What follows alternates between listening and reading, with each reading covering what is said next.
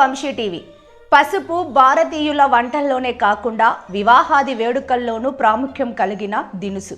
అయితే ఆర్థరైటిస్, టెండానైటిస్, బర్సఇటిస్ లాంటి రోగనిరోధక శక్తికి సంబంధించిన ఆటో ఇమ్యూన్ వ్యాధుల నివారణలో, కిడ్నీల పనితీరు మెరుగుపరచడంలో, పాదాల వాపును తగ్గించడంలోనూ పసుపు ఎంతో దోహదపడుతుందని నిపుణులు పేర్కొంటున్నారు.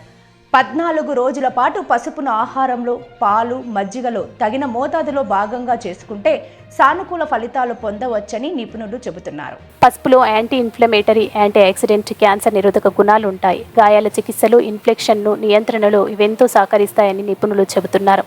అంతేకాదు రుమటాయిడ్ ఆర్థరైటిస్ విషయంలో కూడా పసుపు ప్రయోజనకారిగా ఉంటుందట. ఇంకా జీర్ణ వ్యవస్థలో రసాల ఓటును పెంచడం, కడుపులో మంట తగ్గించడం, రక్తంలో చక్కెర స్థాయిలు ఆరోగ్యకరంగా ఉండటానికి, ఉబకాయం ముప్పు తగ్గడానికి పసుపు సహకరిస్తుందట. ఇందులో ఉండే కర్కుమిన్ శరీరంలో ఫంగస్, బ్యాక్టీరియా పెరుగుదలను అడ్డుకుంటుందట.